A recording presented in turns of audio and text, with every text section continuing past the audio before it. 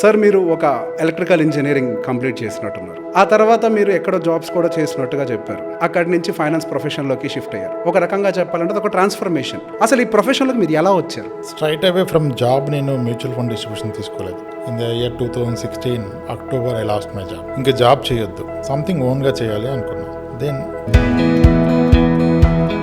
Capital లేకుండా business చేయాలంటే then one of my friend suggest me, అరే రామ్ నీకు ఇబ్బంది లేదంటే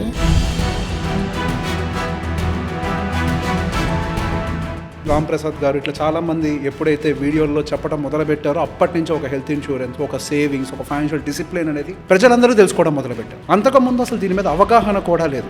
అంటే నేను ఎక్కడో designing a solution I love, I enjoy. At least you will get entry to talk about mutual fund. Me AM ఎంతవరకు గ్రో అయి ఉంటుంది సార్ ఇప్పుడు? Your asset under advice around 300 crore ఉంటుంది. 300 కోట్లు.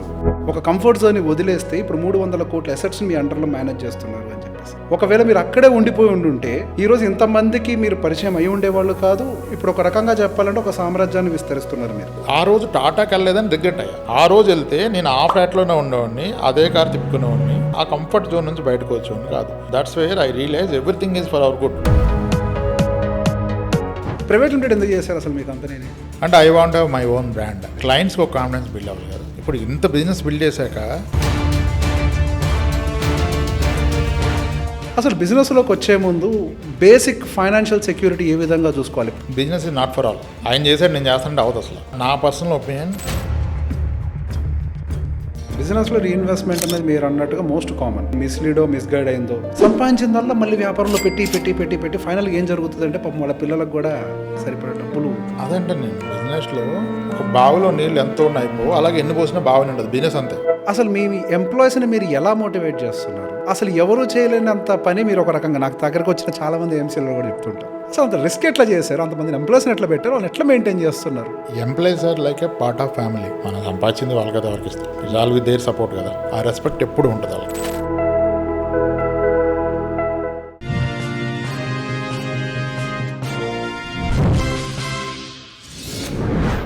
చిన్నప్పటి నుండి స్కూల్లో కానీ ఇంట్లో కానీ చదువుకోవడానికి ఎన్నో పుస్తకాలు ఇచ్చారు, కానీ బతకడానికి కావాల్సిన ఆర్థిక పాఠాలు మాత్రం చెప్పటంలో అందరూ ఫెయిల్ అయ్యారు. ఈ 2 తెలుగు రాష్ట్రాల ప్రజలకి ఎన్నో ఆర్థిక పాఠాలను నేర్పించారు ఆయన. ఆయన పైసల ముచ్చట్లతోటి ఎంతోమంది జీవితాల్లో వెలుగుని నింపారు. ఆయనే ద ఆథర్ ఆఫ్ పైసల ముచ్చట్లు రామ్ ప్రసాద్ గారు. ఈరోజు ఆయన దగ్గర నుంచి ఎన్నో కథలను తెలుసుకోవాలి.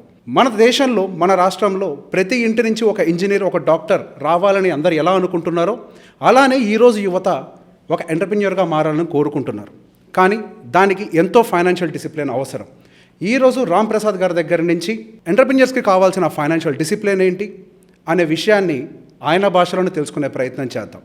నమస్తే రామ్ ప్రసాద్ గారు. నమస్తే సార్. మీరు ఒక ఎలక్ట్రికల్ ఇంజనీరింగ్ కంప్లీట్ చేసినట్టున్నారు. ఆ తర్వాత మీరు ఎక్కడో జాబ్స్ కూడా చేసినట్టుగా చెప్పారు. అక్కడి నుంచి ఫైనాన్స్ ప్రొఫెషన్లోకి షిఫ్ట్ అయ్యారు. ఒక రకంగా చెప్పాలంటే అది ఒక ట్రాన్స్ఫర్మేషన్. కంప్లీట్గా ఒక సెగ్మెంట్ నుంచి ఇంకొక సెగ్మెంట్లోకి ఒక పెద్ద ట్రాన్స్ఫర్మేషన్ జరిగింది. సహజంగా ఇటువంటి ట్రాన్స్ఫర్మేషన్ జరగడానికి మన లైఫ్లో ఏదో ఒక పెద్ద ట్రిగ్గర్ ఉండాలి. సహజంగా అసలు ఎంటర్ప్రెన్యూర్ అవ్వాలి అని అంటే ఒక ట్రిగ్గర్ ఉంటుంది. చిన్నప్పటి నుంచి ఏదో ఒక ఉద్యోగం చేసుకోవాలి, ఒక కంఫర్టబుల్ లైఫ్లో ఉండాలి అన్న వాతావరణం నుంచే పెరిగిన వాళ్ళే మీరు కూడా. ఈ రోజు అనుభవంతో ఎంతోమందిని మీరు గైడ్ చేస్తూ ఉండొచ్చు. కాకపోతే ఆ రోజు మీ ఇంట్లో ఉన్నటువంటి పరిస్థితులు కావచ్చు, లేకపోతే మీరు ఎదుర్కొన్న పరిస్థితులు కావచ్చు. ఎటువంటి పరిస్థితులు అసలు మిమ్మల్ని ఫస్ట్ ఈ ఇండియాలో, ఈ సౌత్ ఇండియాలో ద మోస్ట్ సక్సెస్ఫుల్ డిస్ట్రిబ్యూటర్గా, మ్యూచువల్ ఫండ్ డిస్ట్రిబ్యూటర్గా ఎదిగేలాగా చేసింది? అసలు ఈ ప్రొఫెషన్లోకి మీరు ఎలా వచ్చారు? స్ట్రైట్ అవే ఫ్రమ్ జాబ్ నేను మ్యూచువల్ ఫండ్ డిస్ట్రిబ్యూషన్ తీసుకోలేదు. Okay. In the year 2016 October I lost my job. Then something somehow with the experience and the performance and the reason for me to lose my job made me ఇంకా job చేయొద్దు, okay, something ఓన్గా చేయాలి అనుకున్నా. So job lose అయ్యారు. I lost my job. Then నేను నాకు చెప్పుకున్నా ఇంక నేను జాబ్ చేయను, ఏమన్నా చేస్తాను. కానీ ఎందుకు అంటే ఇప్పుడు ఒక కంపెనీలో చేసినప్పుడు నేను మళ్ళీ ఆ కంపెనీ నుంచి బయటకు వచ్చి అనదర్ కంపెనీలో చేస్తున్నప్పుడు వాళ్ళు నన్ను రిక్వెస్ట్ చేస్తే వెనక్కి వెళ్ళాను. ఓకే. చాలా కలెక్షన్స్ ఆగిపోయినాయి, మీరు రావాలి అంటే నేను ఐ వెంట్ బ్యాక్. వెళ్ళిన 1 yearలో జాబ్ లాస్ అయినప్పుడు పెయిన్ అనిపిస్తుంది కదా. అంటే కంఫర్టబుల్గా ఇంకా ఫస్ట్ మచ్ బిగ్గర్ కంపెనీలో ఉన్నప్పుడు వీళ్ళు స్పెసిఫిక్ రిక్వెస్ట్ చేస్తే మనం వెళ్ళినప్పుడు కొంచెం పెయిన్ అనిపించింది. ఓకే. సో అప్పుడు అనుకున్నాను ఇంకా జాబ్ చేయొద్దు ఏం చేసినా, అంటే నా టర్మ్స్ మీదే నేను ఉండాలి. ఇప్పుడు as long as I work for some one I'm living on their terms. ఎవరు జాబ్ చేస్తూ ఆ టర్మ్స్ డిక్టేట్ చేయలేడు కదా. రీజన్ కూడా వాళ్ళు ఇచ్చింది యాక్సెప్ట్ చేయాలి. Initial 2 days we had mails and all, third day I have to accept. Okay. So I understood how painful it is. So that's where I decided ఇంకొద్దు, ఎవరి గురించి పని చేయొద్దు, మన గురించి మనం పని చేద్దాం.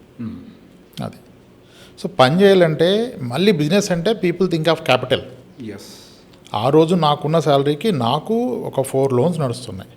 ఒక హోమ్ లోన్ నడుస్తుంది, ఒక కార్ లోన్ నడుస్తుంది, 2 పర్సనల్ లోన్స్ నడుస్తున్నాయి, బిట్ కన్జ్యూమర్ లోన్ ఏదో ఒకటి ఉంటుంది. ఇవన్నీ నడుస్తున్నాయి. నాకు 2 పాపలు, చిన్న పాపది 3rd year, పెద్ద పాప స్కూల్ ఫీజు కట్టాలి. సో క్యాపిటల్ లేదు, బట్ బిజినెస్ స్టార్ట్ చేయాలి. ఏం చేయాలి? క్యాపిటల్ లేని బిజినెస్ కావాలి నాకు. ₹1 పెట్టుబడి పెట్టకుండా నెక్స్ట్ మంత్ రిటర్న్ వచ్చే బిజినెస్ కావాలి నాకు. అండ్ నా స్కిల్ దానికి సపోర్ట్ చేయాలి. నా స్కిల్ ఏంటి? నేను కెరియర్ స్టార్ట్ చేసిన సేల్స్లో, టెలికాంలో రీటైల్ సేల్ చేశాను, ఎంటర్ప్రైజ్ సేల్ చేశాను, కీ అకౌంట్స్ మేనేజ్ చేశాను. I know what service is. టెలికాంలో గ్రేట్ థింగ్ ఏంటంటే we will sign service level agreement to enterprise client. Uptime, downtime, penalty, escalation matrix, ఇవన్నీ చేస్తాం. I'm good at giving service. Okay. And designing solution for the client. ఇది మన skill. Capital లేకుండా business చేయాలంటే then one of my friend suggested me, అరే రామ్, నీకు ఇబ్బంది లేదంటే పర్సనల్ లోన్ చేయరా, డబ్బులు వస్తాయి నీకు, మన ఫ్రెండ్ అదే కంపెనీ ఉంది డిఎస్ఏ అన్నాడు. ఇబ్బంది ఏముందిరా, ఏదైనా అదే సేల్సే కదా, పర్సనల్ లోన్ మనం తీసుకున్న లోన్స్ తెలుసు కదా. That's why went to one of the DSA personal loans DSA దగ్గరికి వెళ్ళా. అక్కడ అంతా ఎలా ఉంటారంటే పర్సనల్ లోన్ చాలామంది ఇక్కడికి వచ్చి పర్సనల్ లోన్ చేస్తూనే చాలా మంచి మనీ ఎర్న్ చేస్తారు. ఓకే. పొద్దున్నే బాక్స్ పట్టుకుని వస్తారు ఆ డిఎస్ఏ దగ్గరికి, అక్కడ నుంచే ఫోన్లు చేస్తారు, వెళ్ళిపోతారు, యాక్టివిటీ చేస్తారు, క్లోజ్ చేస్తారు. అప్పుడు ఇప్పుడులాగా డిజిటల్ లాగిన్స్ లేవు. 2016లో ఫిజికల్గా తెచ్చి లాగిన్ చేయాలి మీరు. 3 months pay slips, 3 months bank statement, PAN card, Aadhaar card, local ID proof, employment proof, ఇవన్నీ పెట్టాలి. ఓకే. అది but decent payout. Each 1 lakhకి సడన్ పే అవుట్ వస్తుంది. మీరు ఎంత డిస్పచ్ చేస్తే వాల్యూమ్ ఆఫ్ ది బిజినెస్ని బట్టి పే అవుట్ వస్తుంది.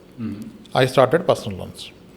సో లోన్స్ అంటే ఇంక ఉన్నది ఏంటి, ఫేస్బుక్లో పెడతాం అంతే కదా, ఫ్రెండ్స్కి ఫోన్ చేస్తాం, అరే నేను చేస్తున్నాను, ఎవరికైనా కావాలంటే చెప్పండి. ఓకే. కానీ ఫ్రెండ్స్ ఎవడు ఫస్ట్ ఆడికి రిక్వైర్మెంట్ ఉండాలి కదా, ఇదేం కమోడిటీ కాదు కదా, లాంగ్ టర్మ్ కమిట్మెంట్. సో ఇలా కాదు, లీడ్ జనరేషన్ యాక్టివిటీ చేయాలి. సో అప్పుడు కార్డ్స్ కొట్టించేది, బ్యాలెన్స్ ట్రాన్స్ఫర్ పర్సనల్ లోన్, ఒక అట్రాక్టివ్ ఆఫర్ ఫ్రమ్ హెచ్డిఎఫ్సి ఉండేది. Balance transfer only, not for the fresh loan. If are having a ongoing loan ఉంటే ఒక బ్యాంక్లో దాన్ని హెచ్డిఎఫ్సికి పట్టుకొస్తే ఇక్కడ వీళ్ళు తక్కువ రేట్లు ఇస్తారు, ప్రాసెసింగ్ ఫీ లేకుండా. అది మీరు చేయించారు? ఈ డిఎస్ఏకి ఇస్తామంటే that's offer from the bank.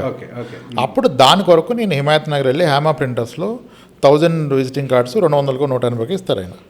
Hema printers లో కాస్ట్లో కావాలి కదా, ఆ కార్డ్స్ కొట్టించి I started distributing those cards at certain pharma companies కానీ మేజర్ కార్పొరేట్స్కి వెళ్ళి అక్కడ డిస్ట్రిబ్యూట్ చేయడం మొదలుపెట్టా. అప్పుడు లీడ్స్ వస్తాయి మనకి, వాళ్ళు ఫ్రీగా ఉన్నప్పుడు కాల్ చేస్తారు, అప్పుడు వెళ్ళి మాట్లాడతాం. అయితే ఇంకా లీడ్ జనరేషన్ పెంచాలి, I can't be at multiple places కదా.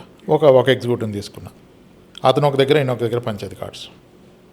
ఎటువంటి యాక్టివిటీ ఉండేదంటే ఎర్లీ మార్నింగ్ వెళ్ళిపోయేది, ఫార్మా వాళ్ళు 7:30కి వచ్చేస్తారు, 7:30కి ఫార్మా కంపెనీస్ వెళ్ళిపోయేది. వెళ్ళిపోతే లీడ్ జనరేట్ అయితే నెక్స్ట్ వాళ్ళతో మాట్లాడి వాళ్ళ డాక్యుమెంట్స్ తీసుకొని లాగిన్ చేయటం, కొన్ని అప్రూవ్ అయితే కొన్ని రిజెక్ట్ అవుతాయి. వీళ్ళు కొన్నిసార్లు నిజం చెప్పరు, సిబిల్ ఇష్యూ ఉన్న చెప్పరు, ఇంతకుముందు లోన్ అగ్గొట్టిన చెప్పరు, ఎలిజిబిలిటీ ఉండదు కొంతమందికి. అంటే మనం అడుగుతాము, ఇప్పుడు 50,000 శాలరీ ఉన్న అతనికి overall EMI can be max up to 20,000-25,000. ఆయనకు ఆల్రెడీ అంత ఈఎంఐ ఉంటుంది, అంటే ఇంక రాదు, ఎలిజిబిలిటీ లేదు. ఆయన చెప్పడైనా మనకు డాక్యుమెంట్స్ ఇస్తాడు, మనం చేశాక బ్యాంక్ రిజెక్ట్ చేస్తాడు దాన్ని. ఇలా అప్రూవ్ అయ్యేది వచ్చేది, I'm making money. So car loan start చేశాను, నా car loan EMI car loans వచ్చిన పేఅవుట్తో చేసేది.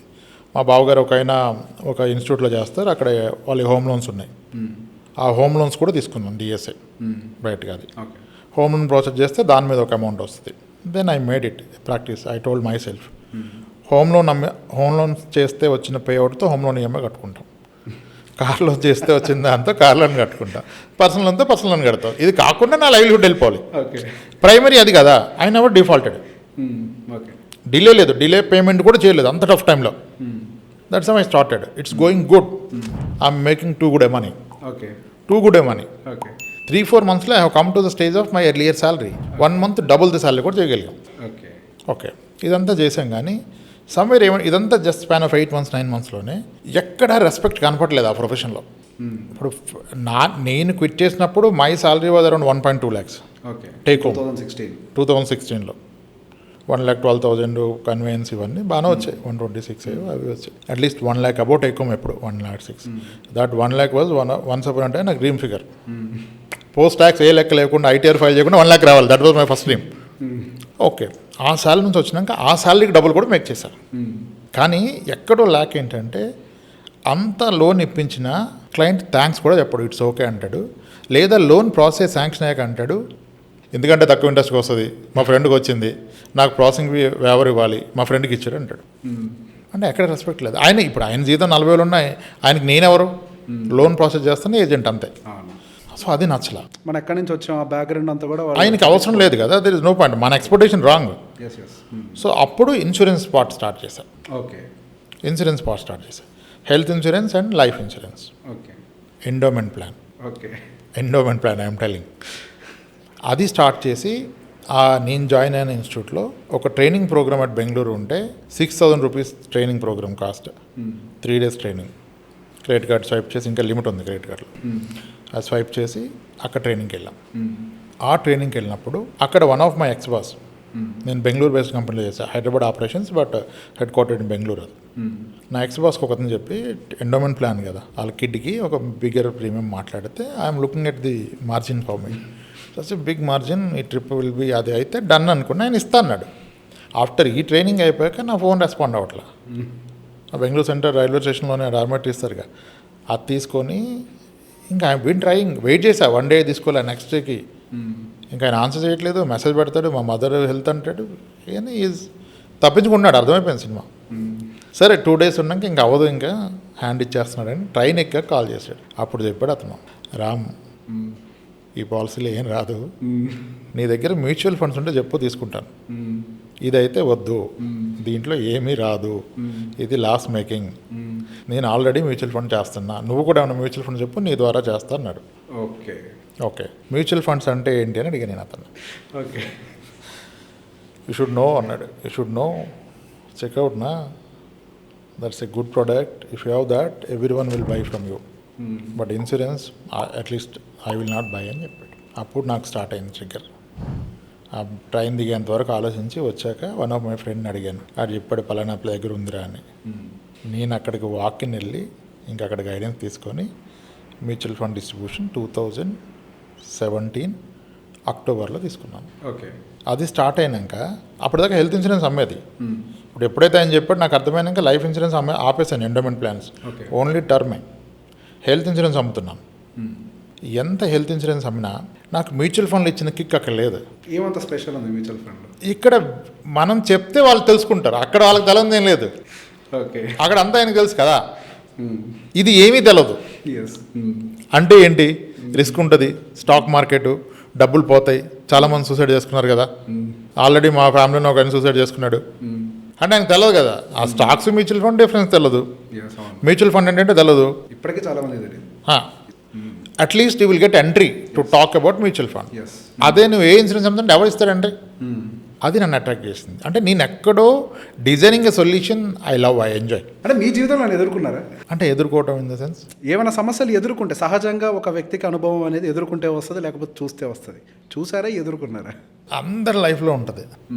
I see lot of inspiring personalities, people surrounded by me.